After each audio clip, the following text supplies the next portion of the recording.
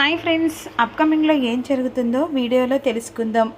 అపూర్వ కావాలని చెప్పేసి శారదను చంపిస్తే ఇక ఈ ప్రాబ్లంకి సొల్యూషన్ దొరుకుతుంది. అప్పుడు ఖచ్చితంగా ఈ భూమి నన్ను ఆడిస్తుంది కదా, అదే శారదను చంపేస్తే ఇక తన జుట్టు నా చేతిలో ఉంటుంది, అది పెద్దగా వేషాలు వేయాలనుకుంటుంది అనే విధంగా రౌడీలకు ఫోన్ చేసి శారదను చంపమని రౌడీలను పురమాయిస్తుంది అపూర్వ. ఈలోపు శారద ఇక తన కొడుకు కోసం ఎదురు చూస్తూ గేటు దగ్గర నిలబడుతుంది. వీడేంటి ఫోన్ చేసినా ఎత్తట్లేదు, స్విచ్ ఆఫ్ వస్తుంది. వీడు ఎంతసేపటికి వస్తాడు? అసలే వానికి నచ్చిన కూరగాయలు, చికెను, మటన్ అన్నీ అండేశాను, కానీ నా కొడుకు మాత్రం రావట్లేదే అనే విధంగా అనుకుంటూ అటు ఇటు తిరుగుతూ ఉంటుంది. కొంపదీసి ఆకలి మర్చిపోయి ఆఫీస్ పని మీద బిజీ పడ్డట్టున్నాడు. వీడిని ఆఫీస్కి వెళ్ళి తొందరగా ఇంటికి రమ్మని చెప్తే అప్పుడు వానికి కరెక్ట్గా బుద్ధి వస్తుంది. వెంటనే ఆఫీస్కి బయలుదేరుతాను అని ఇక ఆఫీస్కి బయలుదేరుతూ ఉంటుంది. అదే అదునుగా వెంటనే శారద కోసం ఇంటికి వస్తున్న రౌడీలు ఎత్తుకపోయిన తీగ కాలికి తగిలినట్టుగా బాగానే తగిలిందిరా అనే విధంగా అనుకుంటూ ఇక వెంటనే శారద వెనకాల రౌడీలు ఫాలో అవుతూ ఉంటారు. రౌడీలు వెంటనే ఫాలో అవుతుండ మరోవైపేమో ఇక్కడ సూర్య నీ కూతురు నా ఫోన్ కొట్టేసిందని చెప్పేసరికి ఆ ఫోన్ ఒకవేళ ఇక కమిషనర్ దగ్గరికి వెళ్తే నిజం బయటపడుతుంది, ఆ తర్వాత మీరే చంపారని కూడా బయటపడుతుంది అని ఈలోపు వెంటనే సూర్య కావాలని చెప్పేసి శరత్చంద్రని రెచ్చగొడతాడు. నిజంగానే అనుకున్నట్టుగా కమిషనర్ దగ్గరికి భూమి సాక్ష్యం ముంగడ పెడితే నిజాలు ఒకటెనక ఒకటి బయటపడితే అప్పుడు తన కూతురు చీకొట్టుకుంటుందని భయంతోనే భూమి దగ్గరున్న ఆ సాక్ష్యాన్ని శరత్చంద్ర కావాలని మాయం చేస్తాడు. అది వెంటనే జ్ఞాపకం తెచ్చుకొని సాక్ష్యం ఉందని మీరు ఇందాక వచ్చారు, కానీ ఫోను ఏ సాక్ష్యం కూడా కనిపించట్లేదు, దానికి మేము ఏమాత్రం కూడా హెల్ప్ చేయలేదమ్మా, సాక్ష్యం ఉందని చూపించు, అప్పుడు ఖచ్చితంగా ఆ ఎస్ఐని అపూర్వను అరెస్ట్ చేసే ఛాన్స్ మాకు దొరుకుతుంది అని కమిషనర్ చెప్పిన తర్వాత సాక్ష్యం నా దగ్గర ఉండే కదా, అలా ఎలా మాయమైపోయిందని భూమి ఇక వెంటనే ఏడ్చుకుంటూ వస్తూ బాధపడుతూ ఉంటుంది.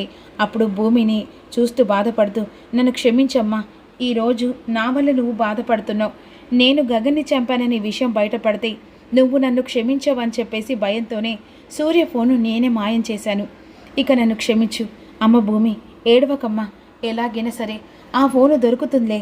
లేదు నాన్న, ఇప్పటికైనా సాక్ష్యం నా చేతిలో ఉంది, ఖచ్చితంగా సూర్యను అపూర్వను అరెస్ట్ చేయించాలనుకున్నా, కానీ ఫోన్ ఎవరు కొట్టేశారో అర్థం కావట్లేదు, ఇదంతా అపూర్వ ప్లాన్ అయి ఉంటుందన్నా అనే విధంగా కోపంతో వెళ్తుండగా ఇక్కడ మాత్రం రౌడీలు ఇక శారదను చంపడానికి ఆగవే అని చెప్పేసి వెనకాలొస్తుండగా ఒక కారు ఎదురు పడుతుంది.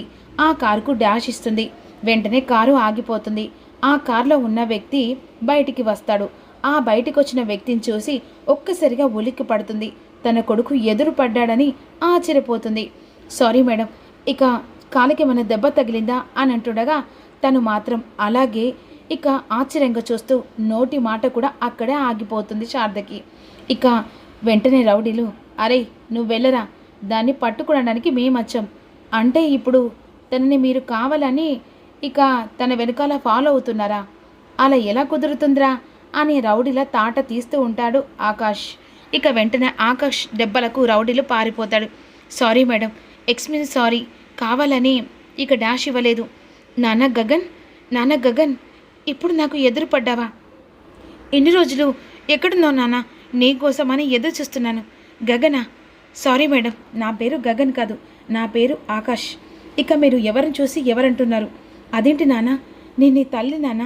అబ్బా, ఆట పట్టించిన కడిగి చాలేరా, ఎప్పుడుకు అమ్మని ఆట పట్టించడమేనా? సారీ, మీరు ఇక మీ కొడుకు అని అనుకుంటున్నారు, నేను మీ కొడుకును కాదండి. ఇక మీరు ఎవరిని చూసో ఎవరో. అరే ఎందుకురా ఈ అమ్మని ఇలా ఏడిపిస్తూ ఉన్నావు? అయినా నేనెవరో నీకు తెలియదా? నేను నీ తల్లిడ్రా, ఇలా నన్ను ఆట ఆడిచ్చావనుకో చెవులు మలిపేస్తాను అని అంటుండగా సార్ తనకి మతి స్థిమితం ఉంది కావచ్చు సార్, అందుకే తన కొడుకుని కోసం అని చూసి మిమ్మల్ని ఇలా అంటుందేమో అని సెక్యూరిటీ తన పక్కనున్న ఒక ఆడవంటుంది. అలాగే అనిపిస్తుంది. సరేమ్మా కారెక్కు. ఏంటి నాన్న ఇంటికి వెళ్దామా, నీకు నచ్చిన ఐటమ్స్ అన్నీ చేసి పెట్టాను, సరే మీరు కారు ఎక్కందని చెప్పేసి వెంటనే ఆకాష్ శారదను తీసుకొని బయలుదేరతాడు. మరి ఎక్కడికనేది అప్కమింగ్లో చెప్తాను.